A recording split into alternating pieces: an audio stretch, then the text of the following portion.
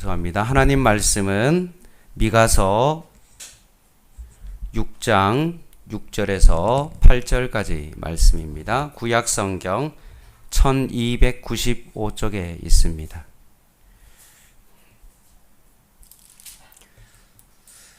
(6절부터) (8절까지) 말씀이니까 제가 6절, 여러분 7절, 8절 같이 읽겠습니다. 일단은 성경책을 좀 펴주시면 좋을 것 같습니다.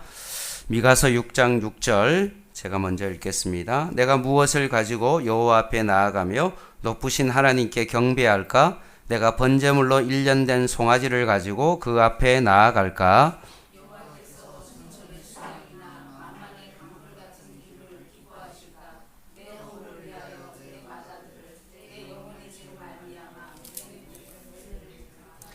같이 읽겠습니다. 사람아, 주께서 선한 것이 무엇임을 내게 보이셨나니 여호와께서 내게 구하시는 것은 오직 정의를 행하며 인자를 사랑하며 겸손하게 내 하나님과 함께 행하는 것이 아니냐. 아멘.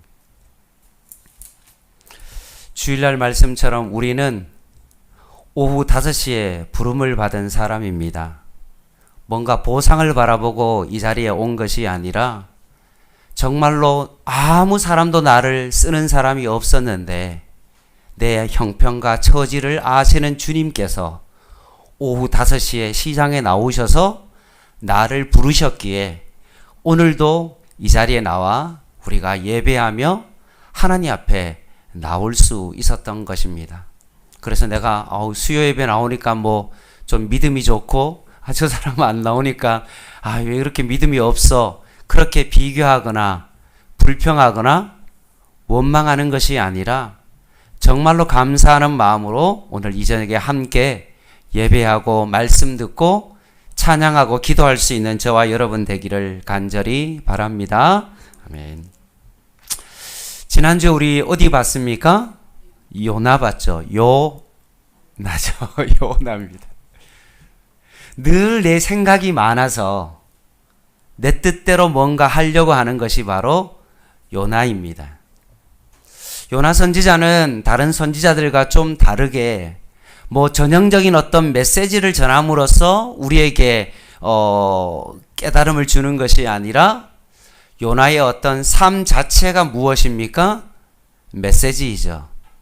늘 하나님과 딴 길로 가고 하나님의 부르심을 받고 순종하여 그 길을 갔지만 여전히 내 생각과는 다르게 하나님은 나에게 은혜를 베풀어 주시지만 여전히 나를 괴롭히는 앗수르는 하나님께서 벌하기를 원하시는 그런 마음을 가지고 상대편을 대한다는 겁니다. 그런데 요나를 통해서 우리가 깨달은 것이 무엇입니까? 좌우 앞뒤를 분별하지 못하는 그 12만 명의 그 니느웨 성읍들을 바라보며 하나님은 열방을 향해서도 하나님의 사랑이 비춰주기를 원한다. 그래서 내 자신만 바라보는 것이 아니라 이 하나님의 사랑을 우리가 대표기도 했던 것처럼 정말로 믿지 않는 사람에게도 그 사랑을 우리가 전할 수 있는 그런 삶이 되기를 간절히 바랍니다. 오늘은 이제 성경을 하나님의 주권의 관점에서 계속 봐왔죠. 하나님의 나라가 3가지가 있었는데 백성과 땅과 주권이 있었죠. 그 3가지를 중심으로 구약도 한번 보고 신약도 이렇게 봤습니다. 그래서 이게 또 전체를 봤지만 또 각 건도 보고 싶어가지고 창세기부터 이제 쭉 와서 마지막 소선지서를 보면서 조금만 더 하면 구약도 마무리되어지는 어떤 그런 시점입니다. 근데 이게 참 생각보다 어려운 게 예배 전에도 누가 찾아와서 미가서 어디 있냐고 여쭤보신 분도 계시는데 요나 다음에 있다 그랬는데 요나는 또 어디에 있는지 참 이게 어려운 게 이런 겁니다. 이게 소선지서가 길게 있으면 좀 괜찮은데 오바다 한 장 있고 요러다 보니까 이게 어디에 숨어 있는지 숨은 그림 찾기처럼 뭔가 찾아야만이 찾을 수 있는 게 바로 소선지서고 그렇습니다. 그럼에도 불구하고 오늘 우리가 미가를 찾기가 참 어려웠음에도 불구하고 이 미가서는 하나님의 사랑을 많이 받은 책입니다. 왜냐하면 이 미가서가 이사야 선지자와 같은 시대에 활동했던 선지자입니다. 그렇기 때문에 이사야가 남유다에서 활동을 했던 것과 마찬가지로 오늘 이 미가 선지자도 남유다에서 활동했던 선지자다라고 그렇게 보시면 됩니다. 요나는 북이스라엘에서 활동을 했지만 사실은 북이스라엘에서 활동했다기보다는 니느웨 성에 가서 메시지를 전했던 사람이기 때문에 조금 예외적인 어떤 그런 사항이죠. 선지자의 전형은 이스라엘 백성의 심판과 회복이 이사야의 말씀처럼 주요인 패턴인데, 요나서는 주제 자체가 열방을 향한 하나님의 사랑이다 라고 했던 것처럼 전형적인 패턴에서 완전히 벗어났던 겁니다. 근데 오늘 미가서로 돌아오면서 미가서가 이사야와 같은 동시대의 사람으로 남유다에서 활동했던 선지자이기에 전형적인 선지자의 패턴을 따르고 있다는 것을 기억하시면서 우리 미가서의 제목 한번 보도록 하겠습니다. PPT 한번 볼게요. 자, 제목을 한번 읽어보겠습니다. 시작. 하나님 백성 심판과 삶의 회복 촉구. 그러니까 전형적인 패턴이죠. 앞부분은 하나님의 백성에 대한 죄에 대한 심판이고, 뒤는 뭡니까? 삶의 회복을 촉구한다라고 그렇게 보시면 되겠습니다. 그렇게 제목을 정하겠습니다. 자, 그러면 오늘 전체적인 어떤 구조를 봤을 때 미가서 보니까 이 PPT에 따르면 총 몇 장까지 있어요? 자, 잘 보이시죠? 잘 안 보이십니까? 앞에 다 나와 있는데 컨닝을 좀 잘 하셔야 됩니다.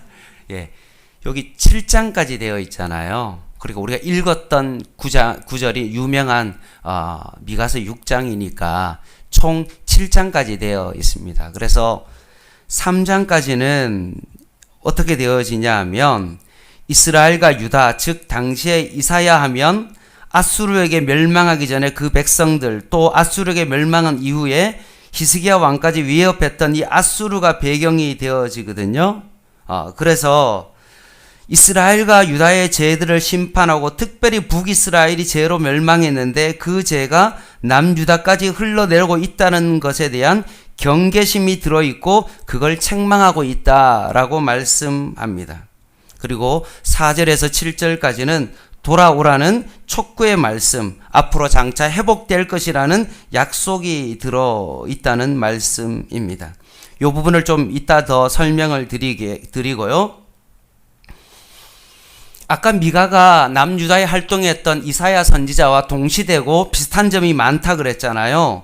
어떤 비슷한 점이 있냐 하면 이사야는 미가서와 똑같이 유다의 죄를 지적한다는 점에 있어서는 똑같습니다.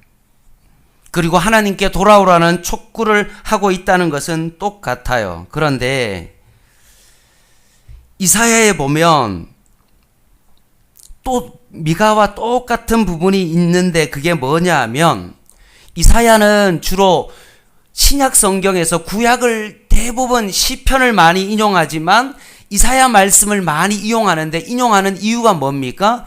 거기에 메시아에 대한 예언이 있잖아요. 그런 예언하고 순 같아서 뭐 이렇게 우리는 각기 제 길로 갔거늘 뭐 이런 어떤 이사야 53장이랑 어떤 종의 노래라든지 이런 것을 통해서 이사야에는 메시아 예언이 많이 나오는 것과 마찬가지로 이 미가서도 이사야와 비슷한 부분이 어디에 있냐면 5장 2절을 한번 보겠습니다. 미가서 5장 2절.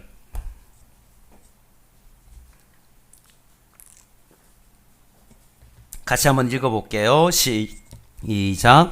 베들레헴 에브라다야, 너는 유다 족속 중에 작을지라도 이스라엘을 다스릴 자가 내게로 나올 것이라. 그의 근본은 상고의 영원에 있느니라. 아멘. 마태가 이 부분을 사실 인용한 것이죠.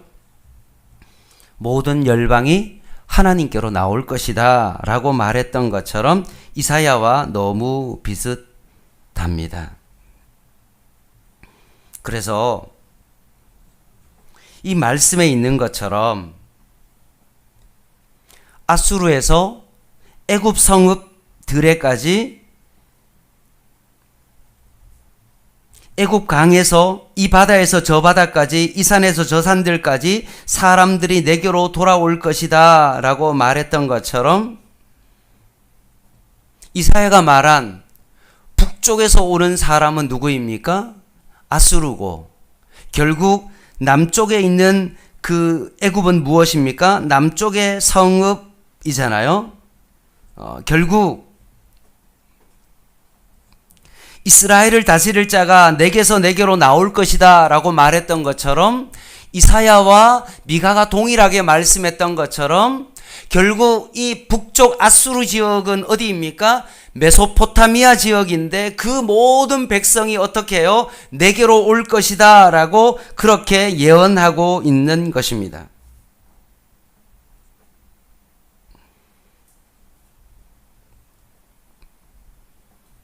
이게 동일하게 메시아 예언과 북쪽과 남쪽의 모든 열방이 내게로 돌아올 것이다 라고 말했던 것은 미가서와 이사야는 너무나 비슷한 부분을 가지고 있습니다. 그런데 두 개 좀 차이점이 있다면, 동시대의 어떤 선지자이지만 이사야는 주로 히스기야 왕과 같이 활동했거든요. 그 히스기야가 이사야를 너무나 많이 의지하고 그 말을 많이 따르기도 했다는 것입니다. 그러면 이사야는 주로 궁정 위주로 사역을 했을 것이고, 미가는 어떻습니까? 특별히 왕도 나오지 아니하고 주변의 나라도 나오지 않고 단지 이스라엘 백성의 죄만을 지적했던 어떤 그런 선지자이기 때문에 아마 그는 평범한 백성들 사이에서 사역을 했을 것이다 라고 그렇게 추측하고 있습니다. 따라서 이사야는 거시적인 관점으로 사역을 했다면, 미가는 조금 미시적으로 이스라엘 백성에 한정되어서 그들의 죄를 지적하고 하나님의 말씀을 전했을 것이다 라고 그런 특징이 있다는 것입니다. 요게 오늘 미가서의 이사야와 비교하는 비슷한 점과 차이점이라고 말할 수 있을 것입니다. 자, 그러면 이제 소선저 가운데 오늘 미가서를 볼 텐데,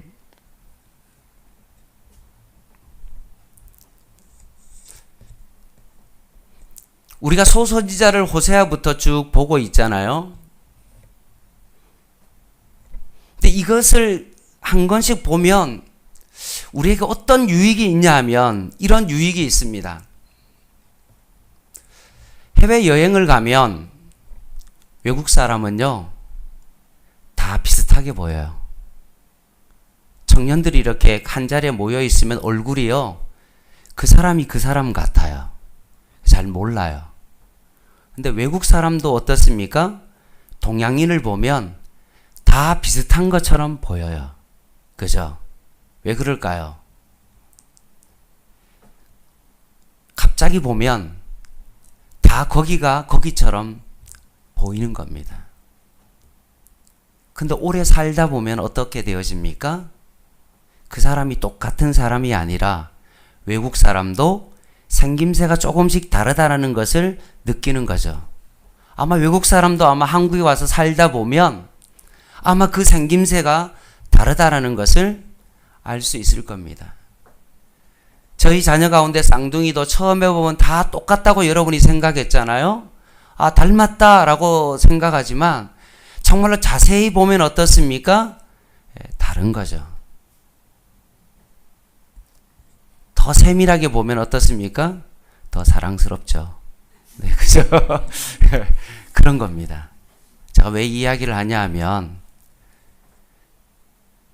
미가서를 이렇게 보면 예전에는 그냥 안 읽고 뭐 이런 게 있네, 성경 목록을 통해서 어느 정도 알 수 있는 어떤 그런 비슷비슷한 어떤 그런 선지서 중에 하나다라고 생각되어지지만, 이거를요 자세히 보면요 그때부터는 그게 더 사랑스러워 보이고요 더 예쁘게 보이는 것처럼, 이 말씀도 우리가 오늘 이것을 한번 공부하면 다음에 볼 때는 내가 목사님을 통해서 이 말씀을 한번 봤구나, 이 선지자가 남유다에 있는 이사야 선지자랑 같이 활동해서 선지자인데, 뭔가 이사야는 거시적으로 봤고 미가야는 작게 그냥 유다 백성에 대해를 제저했고, 뭔가 메시아 예언들이 이렇게 좀 나온 그런 책들이었다라고 이렇게 조금이라도 좀 배우면 나중에 또 한번 성경을 읽게 되어질 때 이 말씀이 어떻습니까?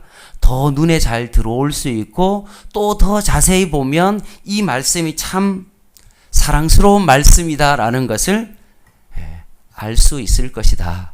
그 이야기를 제가 하고 싶습니다. 그래서 여러분 좀 어렵더라도 조금 더 자세히 보기 위하여 이 말씀을 좀 보려고 합니다.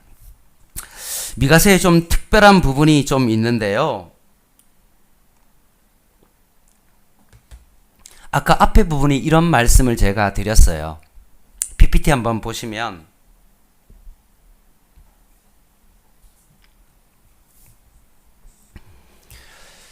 북이스라엘이 타락함으로 말미암아 아수르라는 몽둥이를 통해서 북이스라엘이 멸망당해요.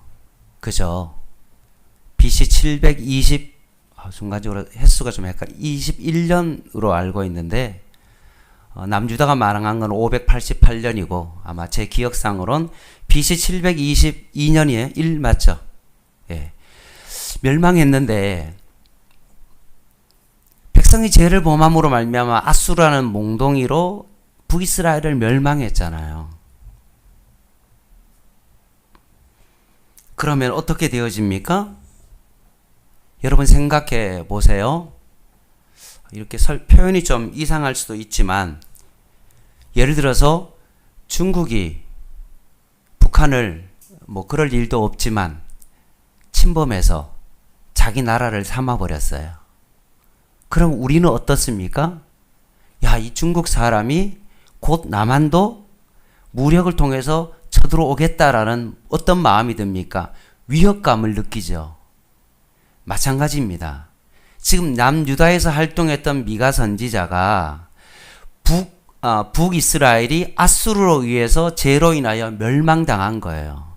그러면 남유다 사람들은 어떻습니까?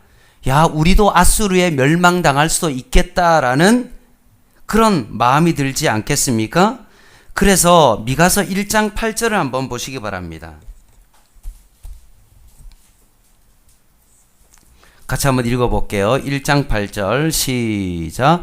이러므로 내가 애통하며 애곡하고 벌거벗은 몸으로 행하며 들깨같이 애곡하고 타조같이 애통하리니 라고 되어 있습니다.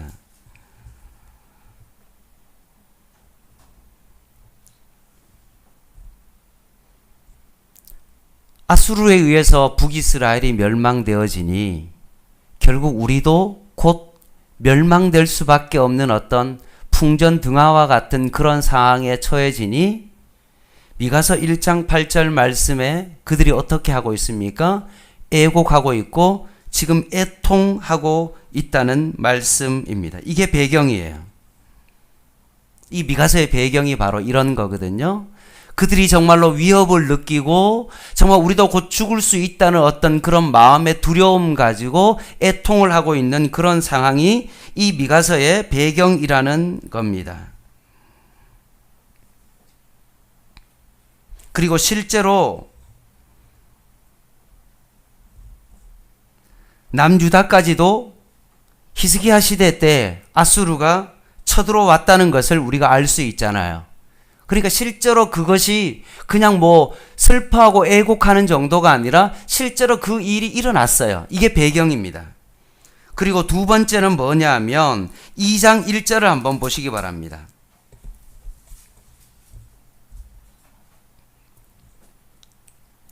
여기서 그들이라고 했는데 그들은 누구냐면요. 지도자들이에요. 같이 한번 2장 1절 한번 읽어볼게요. 시작. 그들이 침상에서 죄를 꾀하며 악을 꾸미고 날이 밝으면 그 손에 힘이 있으므로 그것을 행하는 자는 하 있을진저라고 되어 있습니다.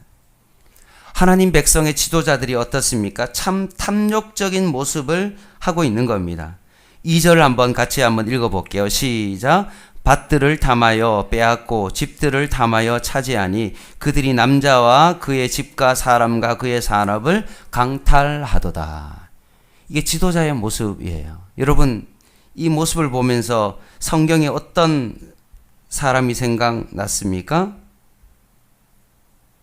여러분, 잘 아시는 것처럼 아하방 생각나시죠? 조상으로 물려받은 땅인데도 불구하고 왕의 권력을 가지고 그것을 자꾸 이세벨을 통해서 빼앗은 경험이 있잖아요.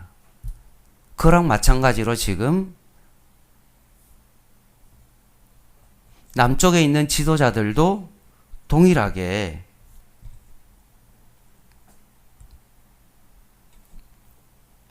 다른 사람의 것을 자꾸 강탈해 내려고 하는 겁니다. 그랬더니만 미가 선지자가 가만히 있지 않죠. 하나님의 말씀을 전할 거 아니에요. 그랬더니만 6절입니다. 6절 한번 읽어보겠습니다. 시작. 그들이 말하기를 너희는 예언하지 말라. 이것은 예언할 것이 아니거늘 욕하는 말을 그치지 아니한다 하는도다 라고 말합니다.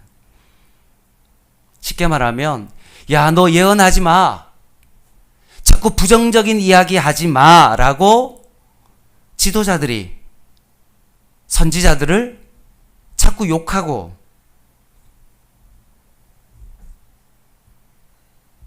그런 말을 하지 말라고 합니다.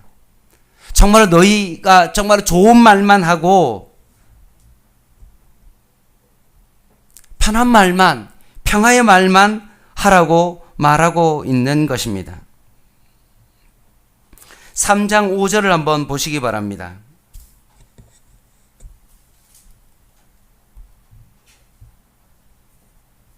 같이 한번 읽어볼게요. 시작. 내 백성을 유혹하는 선지자들은 이에 물 것이 있으면 평강을 외치나 그 입에 무엇을 채워주지 아니하는 자에게는 전쟁을 준비하는도다. 이런 선지자에 대하여 여호와께서 이르시되 라고 되어 있습니다. 이게 무슨 말이냐 하면 선지자에게 뭐 먹을 것을 이렇게 던져주면 입에 뭐 물 것이 있으면 어떻게 한다는 겁니까? 평강을 전하고 아무것도 안 주면 어떻게 한다는 것입니까? 전쟁을 준비한다 라고까지 말한다는 거예요. 이게 그 당시의 시대적인 모습입니다. 선지자도 이 정도 되면 백성은 어떻게 될까요? 말 다 했죠. 말 다 한 겁니다. 선지자가 제대로 된 하나님의 말씀을 선포하지 못하고 오히려 말을 전하면 오히려 많은 지도자들이 그것을 전하지 말라고 그러고 그러다 보니까 모든 선지자들은 어떻게 합니까? 좋은 말, 편한 말, 위로의 말, 뭔가 평강을 전하는 어떤 그런 말만 하게 되어진다는 거죠. 이게 이 당시에 있는 말이 아니라 사실 오늘날 목회자들도 사실 동일하죠. 아마 제가 여러분에게 안 좋은 말 하면 여러분도 아마 그러지 않겠습니까? 목사님 좀 좋은 말 좀 하시죠 라고 아마 얘기하실 겁니다.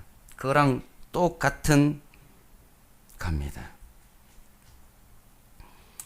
3장 7절을 한번 볼까요?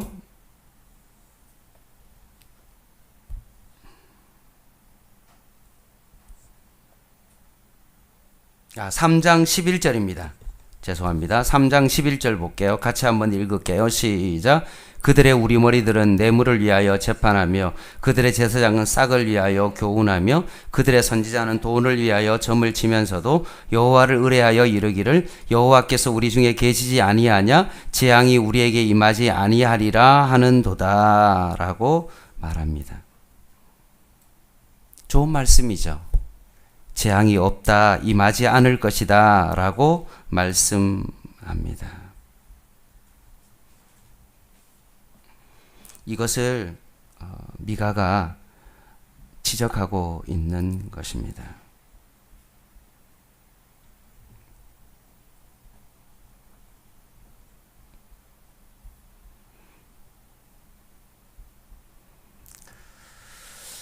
그리고 이제 뒷부분을 좀 봐야 되는데요.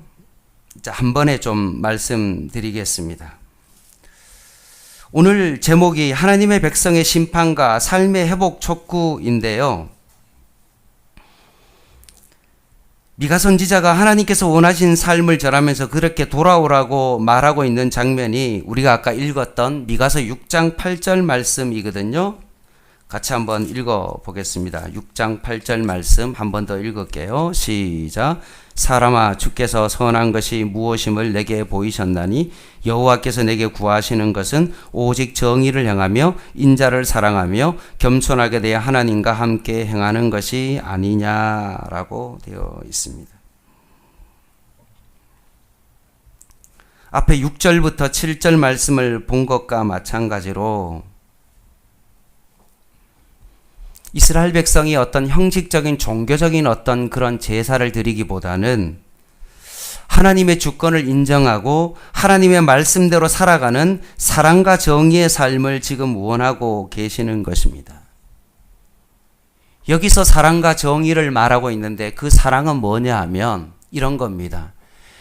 내가 좋아할 만한 사람만을 사랑하는 것이 사랑이 아니라 내가 사랑할 조건을 갖추지 않았음에도 불구하고 하나님의 말씀에 의지하여 그 사람을 사랑하는 것이다 라고 말합니다. 그리고 그것을 넘어서 정의는 뭐냐라고 이야기할 때 우리는 정의 그러면 뭔가 이게 잘못된 것을 지적하는 것이 정의라고 생각하는데 정의는 그것이 아니라 정의는 바로 이런 것입니다. 잘 들어주세요. 하나님이 주신 말씀의 원칙으로 끝까지 사람들을 상대하는 성실함이다. 이게 바로 정의입니다. 하나님의 말씀이 주신 그 원칙대로 끝까지 사람들을 상대하는 성실함입니다. 따라서 정의는 내가 거짓말을 안 하는 삶을 살아가는 어떤 그것이 아니라 하나님이 나에게 주신 사랑의 삶을 실천하는 것이 바로 정의이다라고 말씀하고 있습니다. 늘 하나님의 말씀의 기준에 따라서 내가 변함없이 내 감정에 따라서 사랑하는 것이 아니라 나와 좀 다른 생각과 다른 결을 가지고 있다 할지라도 그 사람을 하나님의 말씀의 기준에 의하여 그 사람을 사랑하는 것, 그것이 바로 사랑이고 그것이 바로 정의다라고 말씀하고 있는 것입니다.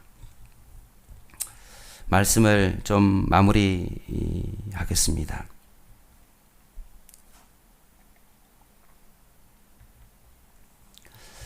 3장까지 말씀은 북이스라엘이 죄를 범해서 아수르에 의해서 침범당함으로 결국 그들이 하나님의 심판을 받았습니다. 그런데 그 북이스라엘이 하나님 앞에 죄를 범한 그 죄의 영향력이 어떻게 되어집니까? 자꾸 남유다로 그 틈을 타서 내려오고 있다는 겁니다. 그래서 미가가 이 3장까지의 말씀이 뭐냐 하면 이것을 지적하고 있는 겁니다.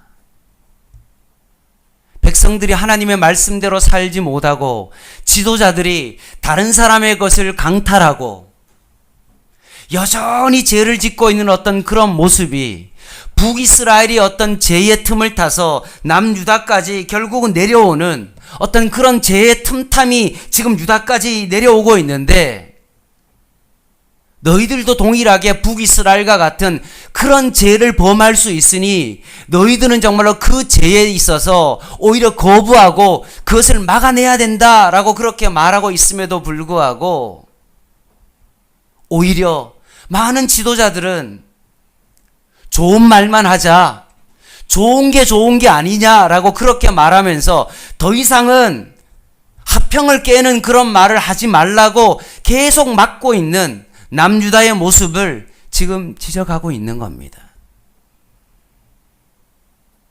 지금으로 말하면 세상의 어떤 죄가 정말로 세속화가 교회 안으로 북쪽에서 남쪽으로 계속 들어오고 있는데, 그것을 바라보면서 목회자가 좋은 게 좋은 거다라고 많은 목회자들이 그렇게 말함으로 말미암아 안 좋은 말은 전혀 하지 말고 정말 위로의 말, 평화의 말, 좋은 말만 함으로 말미암아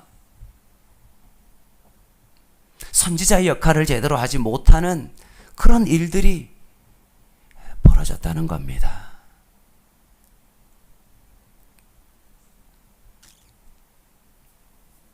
오히려 남유다가 하나님의 주권을 인정하고 하나님 앞에 회개하고 돌아옴으로 말미암아 오히려 남쪽에서 오히려 제약 가운데 있는 어떤 북이스라엘을 향하여 그 하나님의 선함과 하나님의 주권이 정말 위쪽으로 올라가서 그것이 영향